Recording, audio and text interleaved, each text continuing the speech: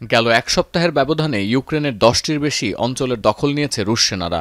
মস্কোর দাবি, শুক্রবার জেলেনস্কি সেনাদের সঙ্গে ফ্রন্টলাইনে 82 বার সংঘাতে জড়িয়েছে পুতিন বাহিনী। এ সময় ভূপাতিত করা হয়েছে কিয়েভের Su-21 যুদ্ধবিমান। যুদ্ধক্ষেত্রে যখন অনেকটাই ব্যাকফুটে ইউক্রেন, তখন আন্তর্জাতিক চাপ বাড়িয়ে রাশিয়াকে আলোচনায় ফেরাতে চান জেলেনস্কি। শুক্রবার যুক্তরাজ্যের লন্ডনে ইউক্রেনের সুরক্ষার জন্য গঠিত জোট কোয়ালিশন অব দ্য উইলিংয়ের বৈঠকেও মিলেছে একই আভাস। সম্প্রতি রাশিয়ার বড় দুটি তেল কোম্পানির ওপর নিষেধাজ্ঞা আরোপ করেছেন মার্কিন president Donald Trump.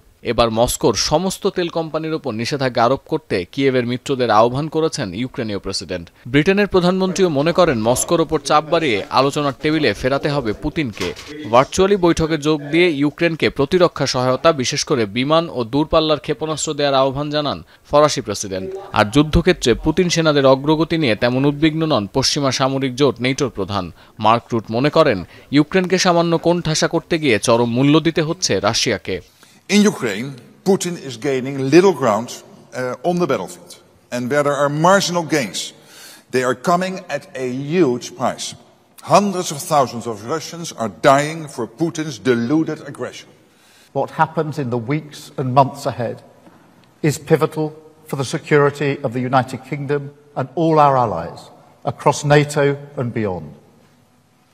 So we are determined to act now, to dial up the pressure on Putin.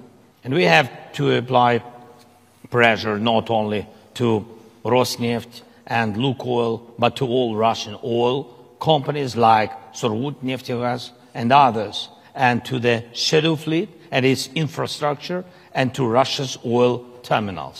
Kyiv মিত্ররা যখন লন্ডনে বৈঠক করছেন, তখন দীর্ঘ পরিকল্পনা শেষে আলোচনার জন্য যুক্তরাষ্ট্রে পৌঁছেছেন পুতিনের বিশেষ প্রতিনিধি কিরিল দিমিত্রিভ।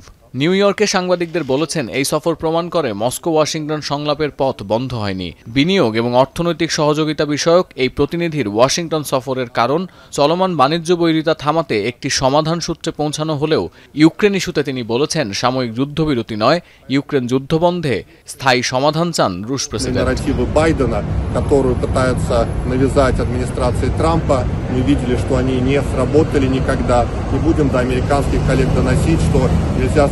রাশিয়ার মোট রাজস্ব আয়ের একটি বড় অংশ তেল গ্যাস থেকে আসলেও এই রাজস্ব আয় রপ্তানি নির্ভর নয়। তবে নিষেধাজ্ঞার কারণে সংশ্লিষ্ট প্রতিষ্ঠানগুলোর লভ্যাংশ কমে গেলে রাজস্ব আয় ভাটা পড়বে মস্কোর। এখন এই চাপ ও নিষেধাজ্ঞার চাল দিয়ে পুতিনকে যুদ্ধবন্ধের আলোচনায় ফেরাতে কতটা সফল হবেন মার্কিন প্রেসিডেন্ট ও কিয়েভের পশ্চিমা মিত্ররা, সেদিকেই নজর থাকবে আন্তর্জাতিক গণমাধ্যমের। সতীর্থ কর্মকার, এখন বিশ্ব।